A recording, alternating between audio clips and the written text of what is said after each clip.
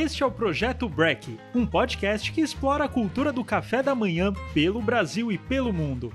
Muitas histórias, perrengues e aventuras envolvendo a primeira refeição do dia.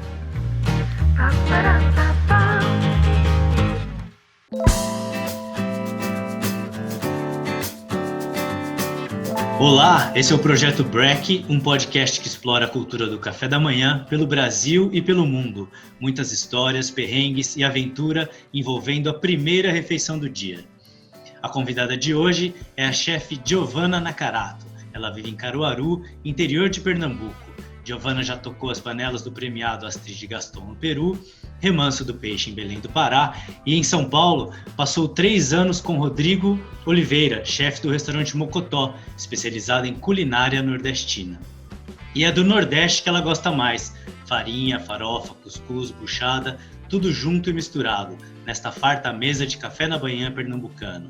A live da conversa estará disponível no YouTube, então vai lá, ativa o sininho, curta e comente muito.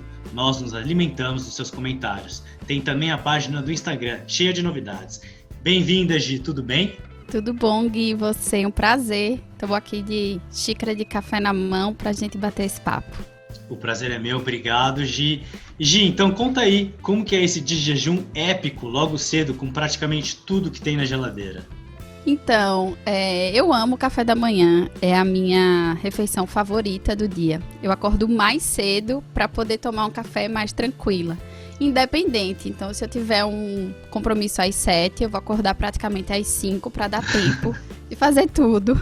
Tem tudo mesmo no meu café e vai variando muito conforme eu tomei o que é que eu tô um pouco afim. Praticamente o ano todo tem tapioca, sempre com queijo coalho e coco fresco, que é a minha favorita. Delícia. Embora a tapioca aceite vários recheios, mas assim, essa é a campeã da minha mesa. Normalmente tem um iogurte com a granola, eu gosto muito. Então assim, eu sempre gosto de ter alguma coisa um pouquinho doce e sempre tem que ter café. Café, inclusive, Pernambuco é produtor de café, que eu acho que é alguma coisa, assim, uma notícia que muita gente não imagina, mas a gente tem lugares altos, de um clima mais temperado, que dá para fazer um café sombreado muito bom. Então a gente tem cafés especiais aqui em Pernambuco. Inclusive eu tô tomando gosto de torra um pouquinho mais clara. Então meus cafés da manhã, eles sempre são bem recheados. Se eu pudesse, eu passava assim 4 horas tomando café da manhã. Nossa, que legal. Qual que é o café de Pernambuco? Que tipo de café que é? Não, a gente tem, depende do produtor, a gente consegue plantar diferentes tipos, né? A gente tem especialmente em Triunfo, que é uma cidade aqui alta, Taquaritinga do Norte, e a gente termina até nas regiões um pouquinho mais baixas, como Gravatá, que é a Agreste, mas esses cafés vêm do sertão. Então, aí, olha, tirando um pouco do mito que o sertão é só seca, a gente tem lugares altos que faz bastante frio, assim, pra gente, 16 graus, 15.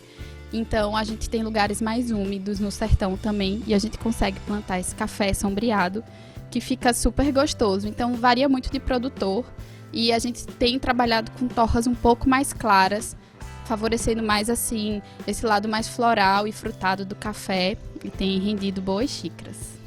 E tem a distribuição pelo Brasil, como é que tá? Então, a gente tem bastante. Um muito famoso que eu gosto muito é o Iaguara. Ele está presente em alguns restaurantes aí de São Paulo, especialmente. E esses outros, eles estão participando muito de feiras internacionais de café também.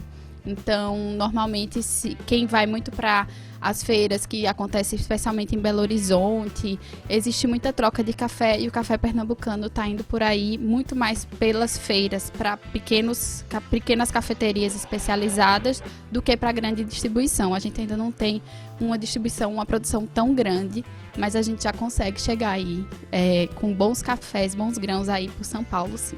Nossa, que incrível saber dessa notícia do café pernambucano.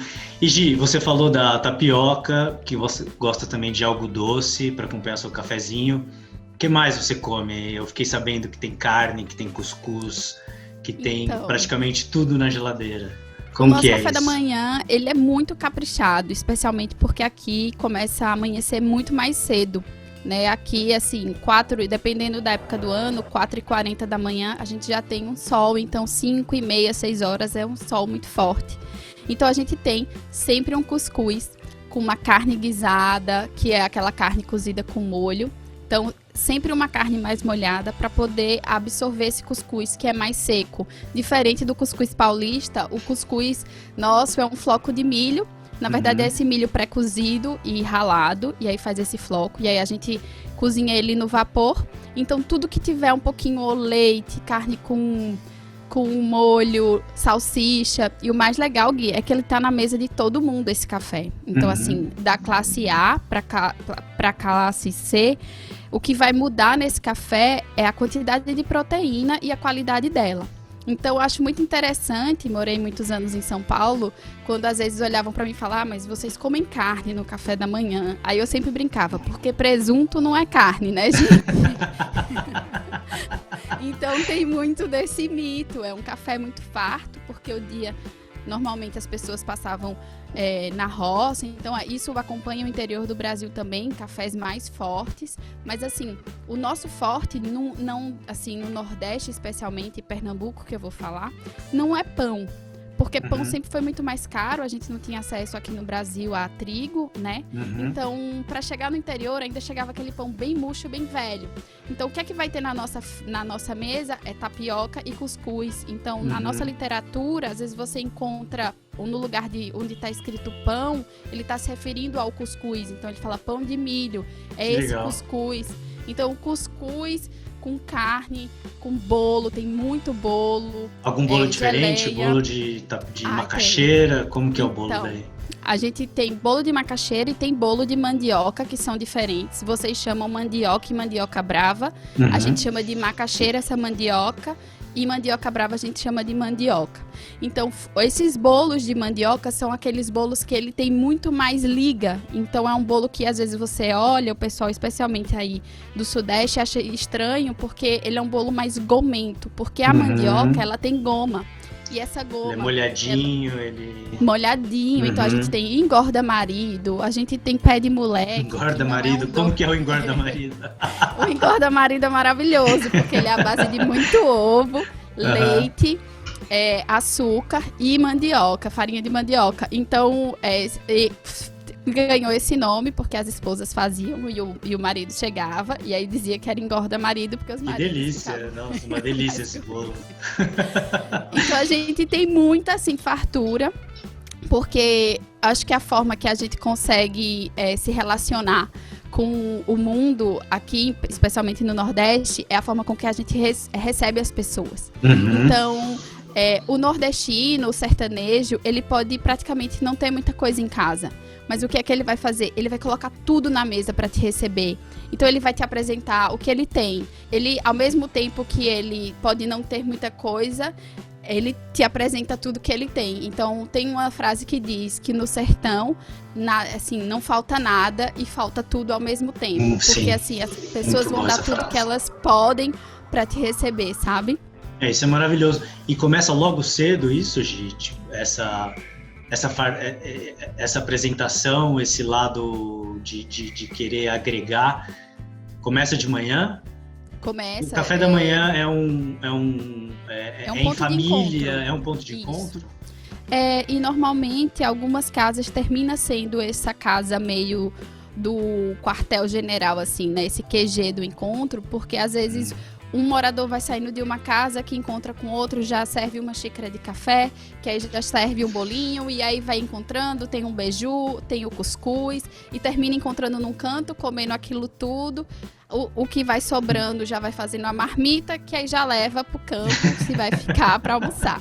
Então, por isso que eu acho que quando o turista vem para cá, ele fica muito louco por esse café da manhã nordestino, porque não é feito para o turismo, né? Porque tem algumas comidas que elas terminam ganhando fama, não pelo que é, e sim pelo que se constrói em cima dela, como a paleta mexicana, que a gente fala, se for pro Brasil você não vai encontrar, mas aqui é verdade. Então, a gente, vamos supor, se você vem aqui para minha casa, quando você estiver acordando, a mesa já vai estar cheia, a gente já fez um bolo, já comprou alguma coisa, e aí, assim, é essa fartura. Então, vários tipos de tapioca, e vai ter ovo, e tem algumas coisas que vai ser um pouco diferente. Por exemplo, existe o auge em São Paulo, é o ovo de gema mole. Aqui que se você faz isso, são poucos nordestinos que vão gostar. E existe uma questão que é uma questão sanitária, né? A gente tem muitas casas que ainda poucas seguem sem energia elétrica, pouquíssimas, mas por conta disso, de segurança alimentar, a gente terminou cozinhando muitos alimentos. Então, uma característica nossa é tudo muito assado. Então, a carne vai ser bastante assada, o ovo vai ser bem cozido e ovo mexido. Assim, ovo também, assim, nordestino com ovo ama, mas vai ser aquele ovo mais mexido e mais durinho. Então, a gente não tem muito essa cultura, que eu gosto muito da gema mole, né? A gente vai aprendendo com o tempo e vai comendo e vai entendendo como é que isso é tão suculento, mas não vai ter isso aqui na casa de todos os nordestinos que vão adorar esse ovo de gema mole. Ele vai preferir um ovo mais passadinho. E Gi, você comentou da proteína, que depende de cada família. O que é a proteína no cuscuz? Que tipo de carne vocês comem? E quem não come carne, o que coloca nesse cuscuz? Então, são mais ou menos carnes que hoje não se usa mais esse termo de segunda e terceira, né? A gente evita falar assim, porque carne é carne e a gente tem que consumir o animal de forma integral. E, na verdade, o que vai mudar é como a gente vai trabalhar com essa carne, né? Então, são carnes com ossos e carnes de cocção longa. Então, vão ser carnes que músculo, chambaril, que vocês chamam aí de ossobuco, que é uma carne que eu adoro. Uma delícia, sim. A gente vai também ter salsicha, que ela, mesmo tendo esse estigma não saudável, a gente vai ter salsichas que acompanham a sua infância, e aí onde você vai querer comer essa salsicha mesmo. Mas salsichas industriais ou salsichas locais? Mais industrial, assim, não tem muito isso. Mas, assim, outra coisa que, assim, é uma paixão é calabresa cebolada com cuscuz. E aí ela não vai com molho, mas assim... O que aqui a gente colocou na pizza, vocês colocam no cuscuz logo de manhã. Exatamente, logo cedo. Então, eu acho assim, a gente acorda... Acho que também pode ter, não é todo mundo, né? Eu entendo que cada pessoa tem gente mais diurna, tem gente mais noturna. Mas como a gente acorda e tem um sol muito forte, né? Assim, a Paraíba é o primeiro ponto do Brasil que recebe os primeiros raios de sol. E a gente tá muito próximo. Pernambuco tá muito próximo da Paraíba, né? A gente faz divisa. Então, o sol é muito intenso. Eu acho que isso já traz uma energia e ao mesmo tempo já traz aquele apetite da gente querer e tá comendo. Então... varia muito, mas praticamente, Gui, carnes com bastante molho. E aí vai ser muito a carne que tem. Não tem muito essa questão. Isso vai variando. Mas, assim, carne de cocção mais longa. Bode guisado. Eu amo bode. Então, um bodezinho com molho. A gente gosta tudo assim, uma galinha guisada, uma galinha com molho. Sim. Então, tudo que tem um molhinho, que tem um cozimento mais lento. E que vai entrar sempre molhando mais esse cuscuz, molhando até o xerém, que a gente come mais no almoço, que vocês chamam de quirera, né? Ele fica mais durinho, é como se fosse uma polenta mais caroçuda, quem nunca comeu. E aí você joga uma carne com molho em cima e aí você termina comendo. Você comentou agora que come mais no almoço. E vocês fazem uma marmita desse café da manhã para levar para o trabalho, para o almoço? Ou vocês enchem a barriga de uma maneira que não tem almoço? Varia muito. Então, assim, eu não sou muito do almoço, né? Porque realmente eu como muito no café da manhã. Mas o que acontece? A comida ela vai mudando. A escassez, eu sempre digo, se você quiser estudar sobre sustentabilidade, e a sustentabilidade na gastronomia está sendo um tema nesses últimos 2 anos de muito, é um boom muito grande, tem se falado muito isso, eu falo, vai estudar o sertanejo. Ele não desperdiça nada, assim, tudo é utilizado na sua máxima, então, assim, nada é jogado fora. Então, a mesma coisa acontece com isso. Então, o cuscuz que foi feito no café da manhã, ele é solto, e aí ele é feito uma farofa com esse cuscuz, que pode ser só ele com alguns legumes ou pode ser ele com feijão, que é uma delícia. Então, na verdade, ele vai acompanhando o dia, esse café da manhã, sofrendo pequenas alterações. Eu sempre digo que é aquela alteração de mãe. Sabe quando mãe ela faz a mágica de transformando todo o alimento? Claro. Então, tem um pouquinho disso também. Varia, assim. Lógico que hoje, aqui em Pernambuco, como no Nordeste todo, existe e recebe muito a influência do mundo todo. Então, tem as pessoas que são low carb, as pessoas super fitness, mas tem também, assim, que enche os olhos e enche, assim, quando você fala de comida regional, que fala dos nossos alimentos, assim, as pessoas não pensam duas vezes, então vão comer sim, assim, aí vai ter a buchada, o sarapatel, essa parte entra mais na parte do almoço. Não tanto no café da manhã, né? Uhum. Então a gente vai tendo tudo isso, dobradinha, o chambaril já com legumes, que a gente chama de cozido, e aí vai ter com pirãozinho, sempre um pirão, sempre uma farinha, Gui, assim, farinha. E sempre muita gente. Muita gente, com casa cheia. Alegria, todo mundo conversando. Sempre. Que delícia. E Gi, a gente comentou, né? Eu queria saber um pouco da história da farofa, onde surgiu, qual a importância da farofa na nossa cultura nacional e na cultura do Nordeste também. Assim, a forma de conservação dos nossos povos nativos foi através de transformar os alimentos em farinha, né? Então, a gente, desde a mandioca, e aí, junto com a farinha e junto com a mandioca, vem todas as lendas, né, dos povos originários, e aí tem várias que falam sobre os mitos, sobre as mulheres, era uma mulher essa planta, então acompanha muito o mito, e a farinha, ela vem também através de mito, mas porque se desenvolveu muita técnica em cima da mandioca. Então, a nossa mandioca, que por isso que vocês chamam de mandioca brava, né, se a gente comer daquela forma crua, ela é tóxica, né? Por isso que leva um grande tempo para cozinhar.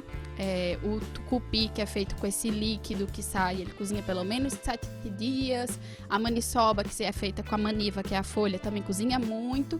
E quando você tira, extrai através do tipiti, que ele é feito com palha para poder extrair esse suco, e aí sobra uma massa fina, que é a farinha de mandioca, isso é seco, e aí foi através dessas técnicas que a farinha nasceu para o índio brasileiro, né? O que é que acontece? Então é feito só, a gente tem farinha. Não, a gente tem farinha de peixe, farinha de caça, de carne de caça, através do moquém, que é uma estrutura que os índios fazem com troncos de madeira mesmo, no finalzinho daquele fogo.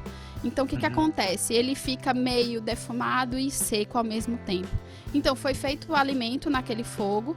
Quando ele está quase baixo, eles colocam um moquém, uma estrutura feita de madeira, né? Como se fosse uma gradezinha. Então, para você ver como o fogo é baixo, porque é madeira, senão ia pegar fogo. Claro. E aí, aquilo tudo fica secando. Então, seca peixe, seca carne. E aí, eles depois quase como se fosse um defumador. Exatamente, um defumador bem mais leve, suave, que vai transformando tudo em farinha. E aí essa farinha eles jogavam na boca, porque eles andavam muito, né?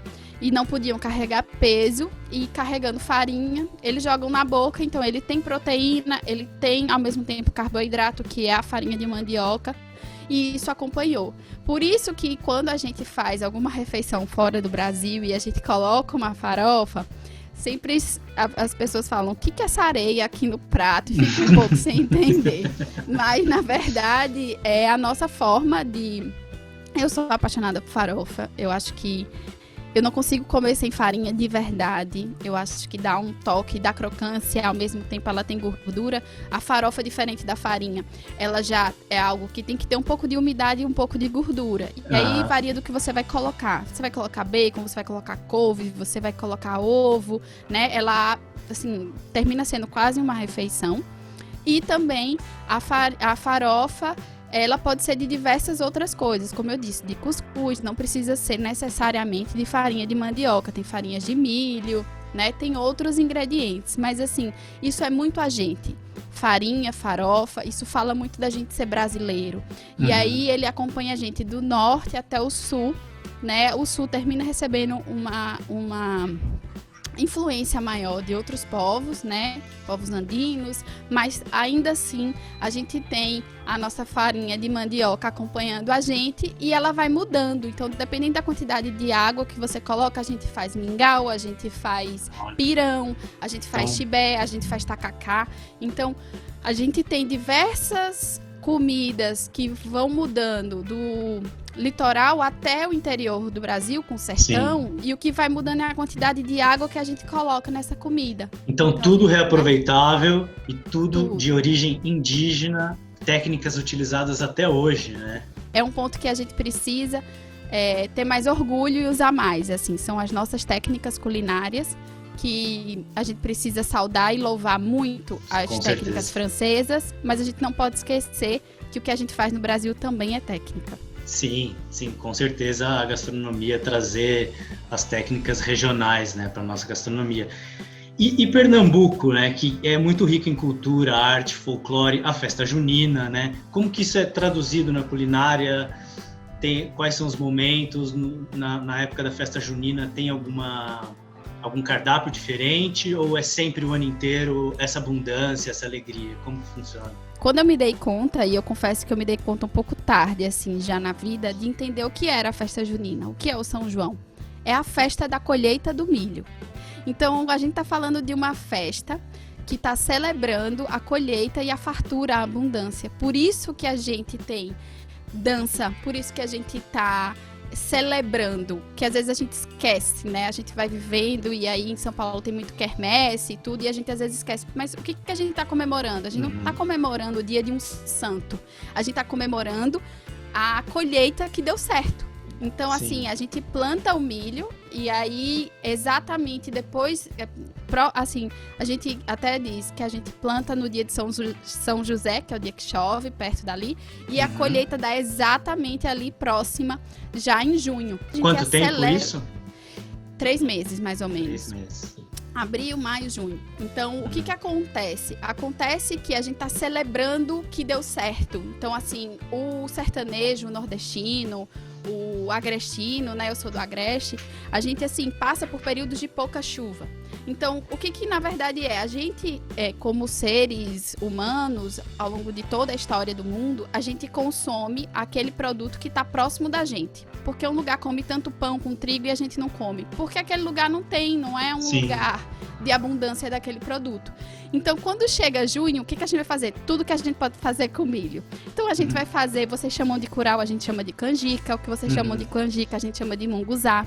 Além do munguzá doce, tem o munguzá salgado, que é, assim, uma delícia. Munguzá, o salgado é como se fosse, eu vou aqui pedir uma licença poética, uma feijoada. No lugar da gente usar feijão, a gente usa o milho. Então, assim... Mas com porco também? Com porco, com paio, com carne seca, que a gente chama de charque. Então, assim, é uma delícia, sabe? E aí você come aquilo que... E a gente sempre diz, depois imagina que você dançou forró a noite toda. E aí, quando você chega de manhãzinha, que você já bebeu, que você já tá cansado, vem aquele caldo quente, com milho, com carne... Ele é um sopro de vida no café da manhã também, assim, nas feiras. Então o milho é o ator principal durante a festividade. Vai ser o milho. Vai ser o milho. E de todas as formas possíveis. E eu vou te dizer, você perguntou se acompanha o ano todo. A gente tem venda de pamonha e de canjica o ano todo. Assim, sempre menos do que a gente teria. Mas, assim, o cuscuz, ele tá todo ano, todos os dias. Então, assim, o milho, ele é a nossa cara, com certeza, do Nordeste. Junto com a mandioca, com a macaxeira, fica difícil eleger só um. Mas para Caruaru, o milho é ator principal. E o que vocês tomam para acompanhar o munguzá depois do forró? Então, a gente não tem essa cultura muito forte do quentão que vocês fazem, sabe? Aqui é cachaça. Cachaça pura. Cachaça. Eu aprendi a tomar cachaça e boas cachaças quando eu passei pelo Mocotó. Eu confesso que eu nunca fui da cachaça e existia um preconceito enorme com relação à cachaça. Mas quando eu fui pro Mocotó, que tinha mais de 200 rótulos de cachaça, eu comecei a entender como tudo é a forma como a gente trata. E a cachaça é o único destilado do mundo que aceita ser envelhecida em diversas madeiras. Olha, então a gente tem, vamos supor, quando você fala em uísque, é um barril de carvalho, ele não vai ser envelhecido em outra coisa. E aí a cachaça você tem de umburana, de bálsamo, de jaca, enfim, é 1 milhão de possibilidades. E aí eu comecei a tomar boas cachaças. Eu adoro uma cachaça. Então... E qual que é a cachaça boa de Pernambuco? Envelhecida em quê? A gente tem alguns aqui, termina tendo muito em carvalho, porque o carvalho, eu acho que ele traz quase como um outro posto, mas a minha favorita é cachaça envelhecida em umburana. Se eu tiver que escolher, ela vai ser, assim, a escolhida. Que ótimo. E Gi, você trabalhou bastante tempo no Lamar, no Peru, né, que são locais focados na gastronomia regional, artesanal e também em muito frutos do mar, peixes, né? Aí em Pernambuco, você estava me contando, tem um projeto muito bacana sobre a pesca consciente de atum. Como que é a relação do brasileiro com o peixe no dia a dia? E conta também um pouco sobre esse projeto, por favor. A nossa relação com o peixe, ela não é tão boa. Assim, a gente tem uma distribuição muito ruim dos peixes. Assim, o Brasil é muito grande, né? E a gente não consegue ter peixes de boa qualidade chegando com segurança em diversas casas brasileiras. Por isso que é tão comum a gente ter bons peixes no litoral. E aí vai entrando um pouco no Brasil, esse peixe meio que some e entra muito peixe de rio. Eu não sou especialista, mas como a gente estava conversando, o que eu acho que falta é também a gente começar a tomar consciência do que a gente tem e como a gente poder melhorar esse transporte e esse manejo do peixe. O pescado, então, no Brasil, ele termina sofrendo muito com isso e a gente tem muita coisa de excelente qualidade que não fica aqui, que termina sendo exportado. Então, para as pessoas que não... Eu, quando era mais nova, achava que atum era um peixe pequenininho que vinha e que cabia dentro da lata. Praticamente isso. Da É qual do tamanho eu não... de um boi, praticamente, o atum. Exato, o atum chega até 600 quilos. É um peixe enorme. E que muita gente que eu converso, até da nossa área, né, na minha área de gastronomia, não sabe, mas a gente tem pesca do atum aqui no Nordeste do Brasil e no Sul do Brasil. Então, a gente tem excelentes peixes que são exportados. Então, ele vai para os Estados Unidos, ele vai para a Europa, ele ganha, alguns vão até perto da Ásia. Por quê? Porque é um mercado que paga, sabe o valor desse peixe. Tem esse outro ponto, né, da gente poder, os restaurantes aqui terem capacidade de comprar um peixe desse, é realmente um desafio. Imagina você receber um peixe de 80 quilos e você ter que manejar ele. Destrinchar ele, né, tudo. Cortar Isso. todas as peças. E saber cada peça. Então, eu trabalho hoje com o André Saburó, né, que ele é o dono do restaurante e é um sushi man. Então, Saburó, a gente faz um trabalho de pensar parte a parte, quase como olhar para esse atum, ele chama de boi do mar, porque é exatamente isso. Cada pedaço do atum, ele se comporta de uma forma diferente, ele tem texturas diferentes. Tem uma parte que Saburó chama, porque as pessoas chamam de akami, ele chama de soft akami. É uma parte muito próxima da espinha e ele tem um fio que quando você olha, você acha que é carne vermelha. E quando a gente assa, você fica surpreso, assim, um sabor delicado. Muitas pessoas acham que atum vai ter aquele gosto e aquele cheiro de sardinha. Na verdade, é como a gente trabalha o pescado. E hoje a gente só não usa o couro do peixe, que inclusive Saburó já mandou até para a universidade para pensar em alguma coisa para ser feita com isso. E a gente usa ele inteiro, inclusive o sangue. A gente faz um sarapatum. É um Nossa, sarapatel que interessante. de atum. E fica muito bom. Então a gente consegue usar o peixe ele inteiro, né? Respeitando cada parte, olhando dessa forma. E aí quando você come, você consegue ter experiências completamente distintas com um peixe só. Então você vai comer quase como um steak, você vai comer outro, como se ele fosse uma manteiguinha, outro bem mais gordo. E aí isso... É o que eu sempre falo quando eu dou, às vezes, algumas aulas ou palestras para o pessoal de gastronomia. A gente precisa ser mais pesquisador, sabe, Gui? Para a gente conhecer mais dos produtos, né? Para a gente poder, assim, aproveitá-los de maneira integral. Além de ser um respeito à natureza, a gente engrandece muito a nossa experiência, tanto como quem cozinha, quanto para quem come. Com certeza. E esse atum aqui em São Paulo, por exemplo, que tem uma tradição japonesa muito grande, né? Tem o torô, que é super caro. De onde que vem? Que poderia vir do Nordeste, ser metade do preço, ou até menos. É super caro, né? Isso. O que acontece? São Paulo recebe bons peixes, recebe muito do sul do Brasil. Aqui no Nordeste a gente tem exportado mais do que ficado aqui. E aí a gente tem algumas dificuldades, para não falar de todo, porque a cadeia é muito complexa, mas é igual eu te falei, um restaurante não consegue, muitas vezes, comprar um peixe inteiro desse. E aí ele termina comprando só o lombo.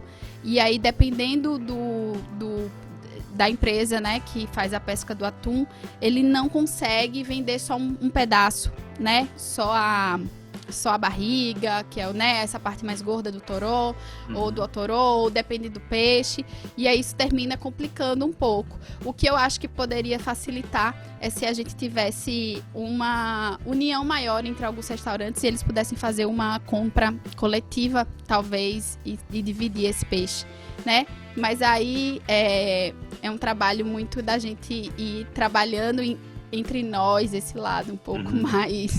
E Gi, com o Rodrigo do Mocotó, você ajudou a montar o cardápio da KLM, né, que é a companhia aérea holandesa, e viajou muito para a Europa. E como que foi trazer esses produtos nacionais, tropicais, né, para um voo internacional? E como era o café da manhã na Europa? Qual foi o melhor café da manhã que você comeu lá? Ou o pior, assim, foi completamente decepcionante? O desafio é porque a gente precisa começar a entender, pesquisar muito de como a comida sofre lá em cima e como o nosso paladar muda lá em cima. Então isso é muito diferente. Assim, você precisa entender que o que vamos supor, você toma aqui uma taça de vinho. Para você ter o efeito de uma taça de vinho no seu corpo, lá você tem que tomar menos de tipo um terço da taça. Então, assim, quando você toma uma taça, é como se você estivesse tomando 3 taças lá em cima. Por isso que tem muita gente que fala assim, nossa, eu tomei uma cerveja no voo e parece que porque realmente, porque ela tem um efeito muito maior. Além do álcool, a pimenta, ela fica mais forte, o sal fica um pouquinho mais baixo. Mas, assim, o que foi bonito nesse projeto é que Rodrigo, ele quis fazer... ele falou, olha, eu vou cozinhar, eu aceito a proposta, desde que eu também possa fazer para classe econômica. Então, a gente fez um menu. O café da manhã lá, a gente desenvolveu uns ovos para chegar muito gostosinho no café da manhã. Foi assim, um desafio conseguir fazer. E foi muito engraçado, porque uma das maiores que a gente pegava... A KLM mandava pra gente alguns feedbacks de uns clientes, porque a KLM tem uma cartela de clientes muito fiéis, assim, que fazem essas viagens frequentemente. Então, era assim, eu só não entendi essa terra que acompanha o peixe, que era uma farofa. Era a maior, assim, reclamação de, mas o que eu vou fazer com essa farofa que tá acompanhando, essa areia que tá acompanhando o peixe? Era a farofa de castanha, porque ele não entendia, mas assim, o pessoal foi muito atencioso, escrevia e aí, né, desenvolveu uma comunicação muito especial. Mas eu vou te confessar assim, que eu tive alguns bons cafés da manhã. Fiquei num hotel muito bom em Amsterdã e tinha assim, o café da manhã a gente andava dentro da cozinha do restaurante, que era uma cozinha aberta. Então tinha um Josper, que é um puta forno, que aí ficava com cogumelo. Eu comia assim, comia. Se sentia em casa. Tava comendo muito. Não tinha assim, tudo muito diferente, e aí termina tendo o que tem no lugar, né? Então assim, é comum a gente ver saladas, né, no café da manhã, e isso que era uma coisa, vamos supor que a gente acha que meio inimaginável ter uma salada com folhas, lá tinha salada, mas assim, pra mim, é difícil eu te dizer piores cafés da manhã. Por quê? Porque se de um lugar não tem café da manhã bom, eu vou pra rua comer algum café da manhã, sabe? Assim, que ótimo, não vou passar raiva. Mas, assim, uma decepção um pouco foi a Dinamarca, porque eles realmente não têm uma abundância de alguns produtos. Por exemplo, carne, eles não têm muita carne, é tudo muito mais caro. Então, o almoço também, uma salada meio sem tempero. E o café da manhã, assim, era bem sofridinho, assim. Não... O que é o sofridinho? Eles não têm os pastries, os Danishes lá que são famosos? Então, assim, não muito em hotel lá, não é essa fartura que a gente tem aqui. Só se for um hotel muito bom, né? E aí... ficaria tudo muito mais caro. Mas assim, aí eu fui pra uma resolvi sair para tomar um café da manhã num dia, né, numa confeitaria lá. Aí sim, né, muitos tipos de pães, com muitos cereais, com muita coisa diferente. E aí valeu a pena. Mas eu sinto que eles comem menos, assim, que a gente. É tipo meio que... É um pouco como São Paulo. Uma média com um pão na chapa. E aí tá todo mundo meio... Que nem come, né? Porque hoje todo mundo meio fit e tal. Eu adoro. Uma coisa que São Paulo... Olha, uma coisa que São Paulo me trouxe é o pão na chapa com requeijão na entrada. Que aí faz aquela casca. Aí esse, assim, quando eu vou pra São Paulo, eu tenho que comer. E você tem saudade disso? Ah, eu tenho saudade. Chegar na padaria e pedir um pão na chapa com requeijão. O que é entrada e o que é saída? É entrada na chapa. Então, vamos supor, tem gente que fala assim, olha, eu quero um pão com manteiga na saída. Então vai um pão sem manteiga na chapa, quando sai passa a manteiguinha. E aí esse pão com requeijão é assim, ele pega o pão, enche de requeijão.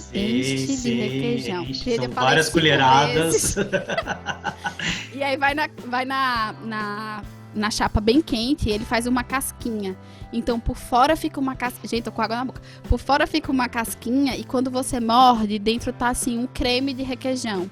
Então, isso é na entrada. E na saída, ele coloca um pão na chapa que vai esquentar e depois, quando sai da chapa, ele passa o requeijão, né? Aí o requeijão vem frio e o pão quentinho. Isso. Eu gosto de coisa muito assim, com queijo de casquinha. Essa coisa meio food crocante, porn, com cremoso. Crocante, com cremoso. Delícia. E eu adoro. Uma coisa que São Paulo me trouxe é... Eu amo tomar café num copo americano. Tanto que eu tô com uma xicrinha aqui de copo americano. É um clássico aqui, né? O balcãozinho. Porque me lembra muito. Fica no balcão. Eu fiquei muito amiga. E aí você conversa Eu fiquei muito amiga do pessoal da padaria perto da minha faculdade. Exato. Eu chegava mais cedo. Eu chegava assim 1h30 mais cedo na faculdade. Acordava muito mais cedo. Eu pegava um ônibus pra ficar conversando. E eu ficava ali do lado da chapa. Oi, João, me fala. E ficava conversando. Isso é muito típico mesmo. E a padaria perto da minha casa, todo mundo me conhece, eu fico no balcão, a gente conversa, eles são amigos do meu filho, é uma relação muito legal. Então, esse café da manhã aqui não tem tanto, tá começando agora essa cultura, as pessoas tomam muito café em casa, diferente de São Paulo. Sim. Então tem isso, eu acho que também tem um pouco isso, a vida em São Paulo termina sendo um pouco mais, assim, você tá meio sozinho às vezes, ou você trabalha muito, ou você sai muito mais cedo de casa, os horários não batem porque alguém tá estudando mais cedo, tarde, e aí o ponto de encontro termina sendo a padaria, e aí você socializa lá, né? Muito bacana, a gente podia ficar conversando aqui por horas sobre tudo, né? Cultura, falou comida, né? Comida, viagem, mas para finalizar, o programa tem uma playlist no Spotify chamada Projeto Break e todo convidado agora vai escolher uma música pra gente colocar nessa playlist. Então, qual que é o som que não pode faltar no seu café da manhã? Então, o meu café da manhã vai variando a música também. Varia conforme o humor. Mas tem uma música do Emicida que me lembra muito amanhã, né? Que fala que o sol só vem depois. E quando toca essa música, me lembra muitas experiências que eu tive na minha vida, especialmente São Paulo, de estar saindo, né? Ele fala, a merendeira desce, o ônibus sai, Dona Maria já se foi, só depois é que o sol nasce.